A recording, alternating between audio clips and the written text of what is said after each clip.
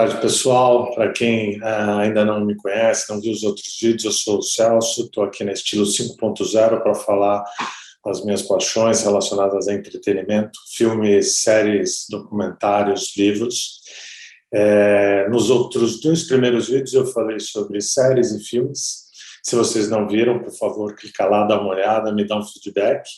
E nesse agora eu vou falar sobre livros e sobre um documentário, que eu acho bastante interessante. Na questão dos livros, eu escolhi primeiro um livro, os dois são livros antigos, né? O primeiro, ele fala, na verdade, de uma situação real. Chama-se A Sociedade da Neve, que se passou em outubro de 72, quando um avião fretado da Força Aérea Uruguaia trazia um time de rugby. Praticamente um time de rugby, das 45 pessoas a bordo, a maioria estavam relacionadas ao time ou eram parentes de pessoas do time. Esse avião estava em direção ao Chile, nunca chegou no Chile, porque ele se chocou com uma montanha anos antes. E dessas 45 pessoas, apenas 16 foram resgatadas.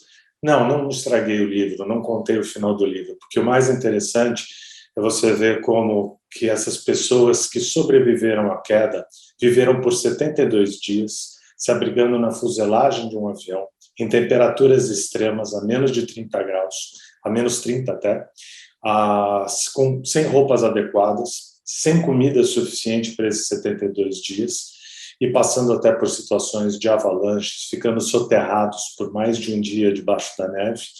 De que modo que sobreviveram, quem sobreviveu, por que sobreviveu e que força que moveu essas pessoas, mesmo ao ouvir depois no rádio de que as buscas tinham sido encerradas, a buscar de alguma forma algum resgate para que pudessem sair de lá.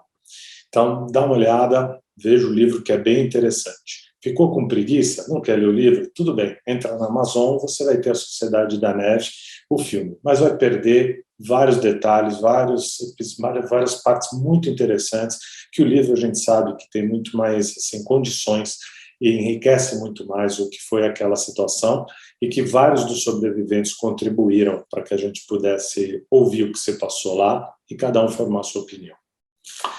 O próximo livro, ele é de um dos meus escritores prediletos, acho que de muitas pessoas, que é o Ken Follett. E ele é muito interessante, para quem não conhece o Ken Follett, ele, na verdade, ele escreve sempre falando sobre personagens e histórias, personagens fictícios, mas sempre eles estão dentro de um contexto histórico, ou seja, a história em paralelo, ela existiu, ele enriquece muito com os estudos que ele faz sobre aquela época que ele narra a história. Então, ele começou com O Buraco da Agulha, A Chave de Rebeca, e que já viraram até filmes. Depois, hoje em dia, vocês mais próximo, né? Ele teve a trilogia do século, que foi bombástica, mas eu escolhi um livro que passou desapercebido por mim, eu que já li todos dele, mas passou desapercebido, e só em 2016, quando eu estava trabalhando em Teresina, fui numa livraria, porque eu tinha esquecido meus livros, e vi esse livro lá. Chama Uma Fortuna Perigosa.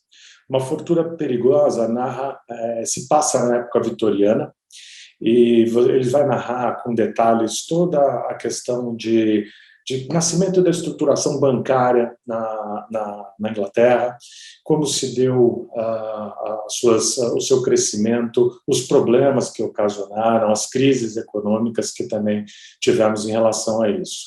De pano de fundo, os clubes masculinos da época, os bordéis, os grandes salões de festas dos ricos, a dureza de quem não tinha dinheiro, né, para poder sobreviver nesse meio todo, seja desde o esplendor à decadência da época vitoriana.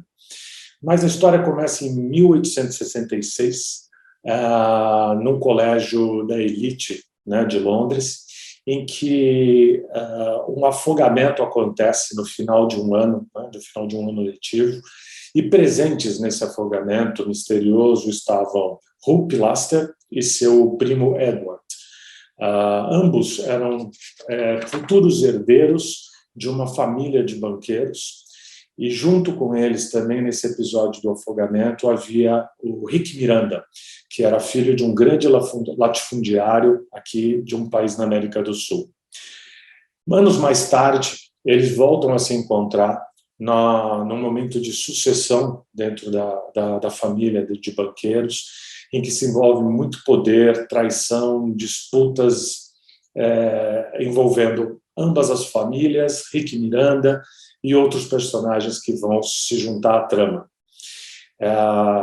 Nesse livro, ele vai retratar toda a situação dessa família, passando por toda a história da época vitoriana, pela parte bancária, mas uma trama, como todos os livros do Follett, que você não consegue parar de ler, com, vamos dizer assim, um final surpreendente, né? E muito gostoso. Então, confiram esse livro, Uma Fortuna Perigosa. Por último, um documentário de um homem que foi tido para os americanos como o homem mais perigoso da Europa na época da Segunda Guerra Mundial e no pós-guerra bastante controverso. Eu vou ler aqui o nome dele para não errar e mesmo assim talvez a pronúncia não seja correta, mas é Otto Skorzeny. Otto Skorzeny foi da elite da SS, foi braço direito de Hitler, foi responsável por um comando em que ele escolhia a dedo alemães que falavam muito bem inglês e eles, obviamente, se vestiam, né, com as roupas dos soldados americanos e, com isso, atacavam patrulhas, sabotavam suprimentos e fez diversas operações especiais. Foi tão bem sucedido que Hitler escolheu Otto Skorzeny para ser o comandante e a pessoa que arquitetou a libertação e o resgate de Mussolini nos Apeninos, precisamente no Monte Gran Sasso, em que ele foi preso em, se não me engano, 43, quando ele foi afastado do poder. Então, ele fez um resgate maravilhoso, que ele desce com vários planadores e ainda decola de cima do Monte Grasso com Benito Mussolini. Ficou bastante famoso por isso. Bom, a guerra acaba, ele é preso até em Nuremberg para ser julgado, mas nunca foi. Milagrosamente, ele escapa ou sai até da prisão e vai parar na Espanha, em que no começo ele adota um nome fictício, mas já com o primeiro nome dele, Otto.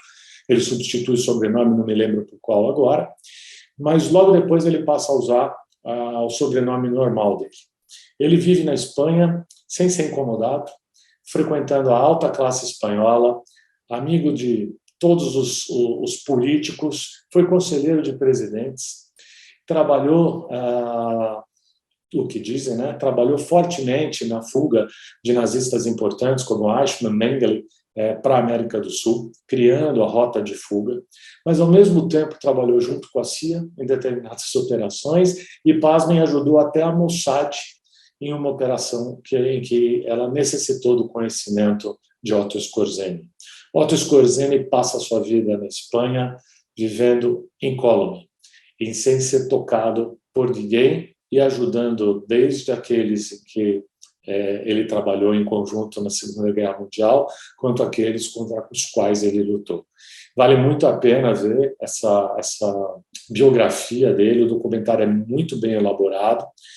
E não caiam na armadilha de depois ter uma série chamada Jaguar, na Netflix, que fala sobre Otto Bachmann, mas é uma alusão ao Skorzeny, mas a série é muito ruim. Sempre como eu falei no primeiro vídeo, minha opinião, eu não gastaria tempo com o Jaguar, não mais do que aquele que eu já perdi. Confiram esse documentário. Se eu não me engano, o nome no Netflix está em espanhol, não sei porquê, é Hombre Mais Peligroso da Europa, talvez por ter vivido na Espanha, mas ele é narrado em inglês, com legendas. Eu acho que vai ser um documentário bastante interessante. Depois eu vou entrar com outros documentários legais também. Valeu? Pois não esqueçam, curtam, digam se gostou, passem um recado, qual é a crítica que vocês têm, o que vocês gostariam de ver, e eu vou chegar com novas séries e filmes no próximo vídeo. Valeu? Muito obrigado.